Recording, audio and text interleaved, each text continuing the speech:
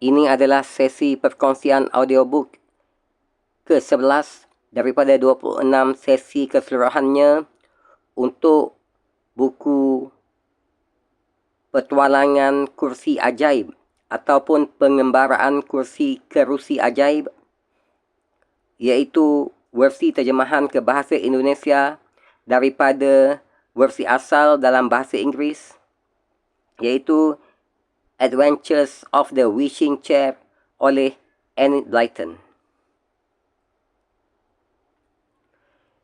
Ini adalah sesi perkongsian audiobook yang ke-11 daripada 26 sesi keseluruhannya. Daftar isi kandungan.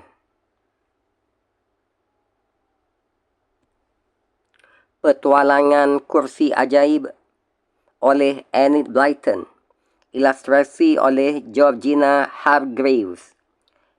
Daripada versi asal dalam bahasa Inggeris, Adventures of the Wishing Chair, copyright as to the text by Darrell Waters Limited 1937. First published by George Newnes Limited, London 1937. Copyright illustrations Deans International Publishing 1984. Alih bahasa ke bahasa Indonesia oleh Widya Kirana. Penerbit PT Gramedia, Jakarta 1986. Petualangan pertama, Toko Barang Antik yang Aneh. Petualangan kedua, Istana Raksasa. Petualangan ketiga, Orang-orang Kerdil yang Jahil. Petualangan keempat, Ho Ho si Tukang Sihir. Petualangan kelima, Cinki Hilang. Petualangan keenam, Negeri Mimpi. Petualangan ketujuh, Kursi Menghilang. Petualangan ke-8, Si Kumis Hilang. Petualangan ke-9, Kiri-kiri si Nenek Sihir. Petualangan ke-10, Pulau Gaib. Dan mari kita ikuti seterusnya. Petualangan ke-11, Pesta Tukang Sulap. Pesta Tukang Sulap. Suatu sore, ketika Peter dan Molly sedang asyik membaca buku dongeng, mereka mendengar bunyi ketukan lemah di pintu. "Silakan masuk," kata Molly. Dan pintu pun terbuka. Dua orang peri muncul. "Bolehkah kami bicara dengan Cinki?" tanya mereka. Cinki melambai ke arah mereka. "Duduklah," katanya. "Ada apa?" dia bertanya. "Bolehkah kami pinjam kursi ajaib? Kami ingin pergi ke pesta cerdik budi si tukang sulap," kata peri yang lebih tua. "Wah, itu bukan kepunyaanku, tapi milik kedua anak ini," kata Cinki sambil menunjuk Peter dan Molly. "Bolehkah kami meminjamnya?" "Tentu saja," jawab Peter dan Molly serentak. "Kau minta upah apa?" tanya peri-peri itu. "Ah, itu tak perlu," kata Molly manis. "Asal kau pulangkan kursi itu, sudah cukup." "Kalau begitu, mungkin kalian bertiga ingin juga pergi ke pesta itu?" "Kami hanya berlima dan kami begitu kecil. Masih banyak tempat di kursi," kata yang lebih tua lagi. "Hebat, kami akan senang sekali. Pesta si cerdik budi selalu penuh kejutan. Kapan kita berangkat?" seru Cinki.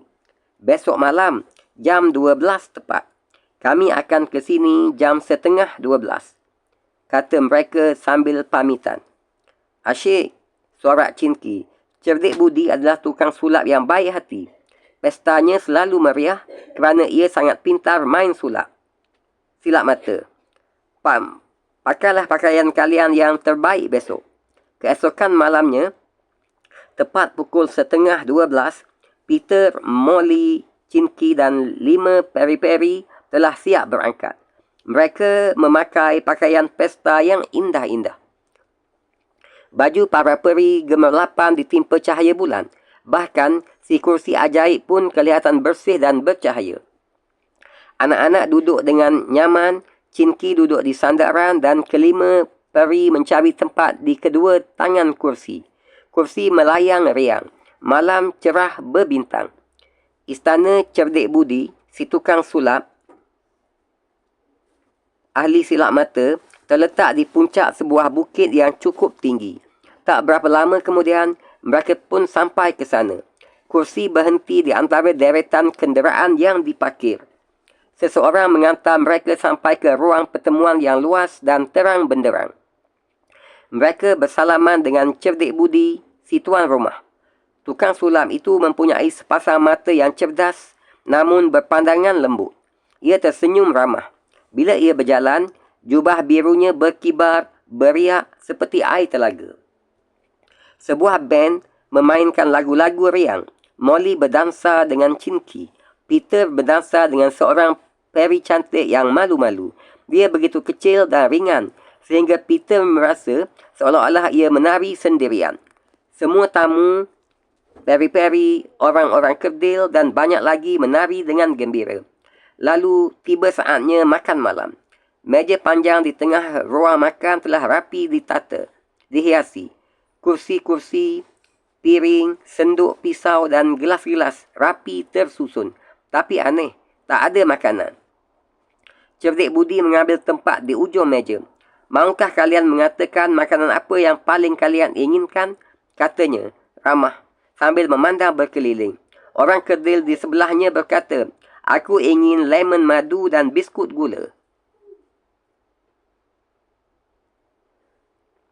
Segera gelasnya terisi lemon madu dan piringnya penuh biskut gula. Peri yang duduk di sebelah si orang kerdil minta kuih coklat dan es krim.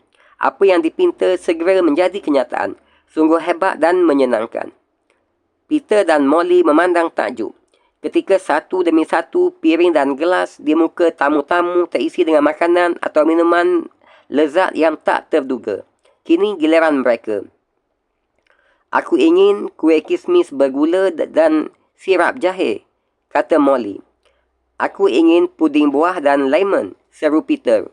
Begitu selesai mereka mengucapkan keinginannya, piring mereka sudah terisi kuih kismis yang hangat mengepul, sirap jahe yang harum, puding buah yang lezat, dan lemon yang kuning kemilau. Wow, lezatnya. Semua yang hadir merasa puas. Mereka makan sambil bercakap-cakap gembira. Begitu mereka selesai makan, cerdik budi mengucapkan sesuatu dan tiba-tiba meja panjang, piring-piring dan kursi-kursi lenyap. Sekarang aku akan bermain sulap, kata cerdik budi. Mereka semua duduk melingkar di lantai. Cerdik budi berdiri di tengah ruangan. Dia mengambil sebatang tongkat perak lalu mengetuk lantai 3 kali.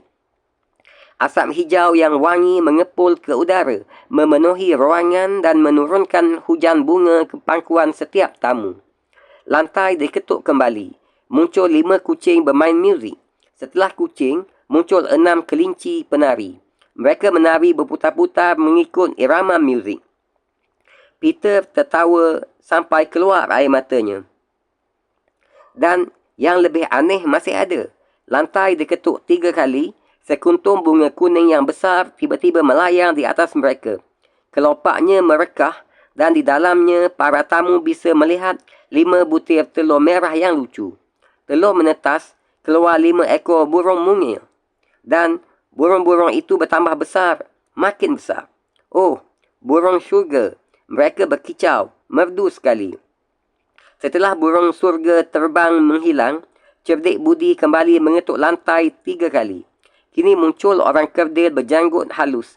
Janggutnya begitu halus dan panjang, seperti kabut mengelilinginya.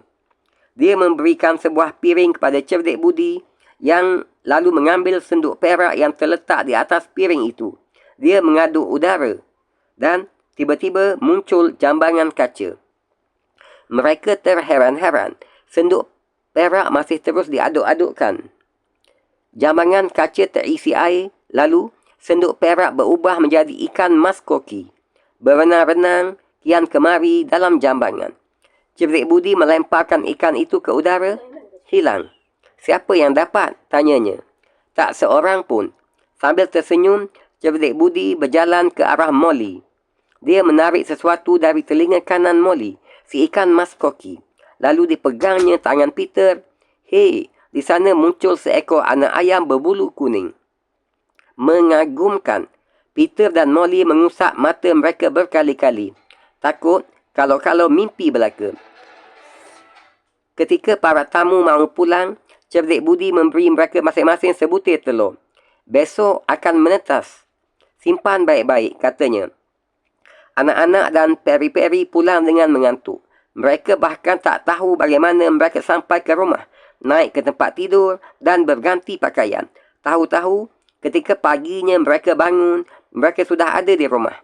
Aku mimpi indah semalam, kata Molly. Tidak, kata Peter. Diambilnya telur hadiah itu dari bawah bantalnya. Telur itu menetas. Di dalamnya sebuah jam tangan dari perak berketik-ketik riang. Molly berseru gembira. Lalu mengambil telurnya. Telur itu menetas dan di dalamnya Molly melihat sebuah kalung yang sangat indah. Ayo, kita lihat Chinky dapat apa, kata Molly. Chinky mendapat 2 buah bintang emas untuk menghias sepatunya. Pesta yang paling hebat yang pernah ku kunjungi, kata Molly.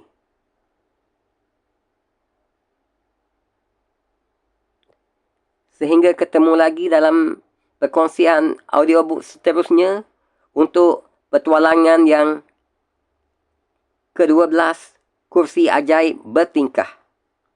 Sehingga jumpa lagi, insya-Allah.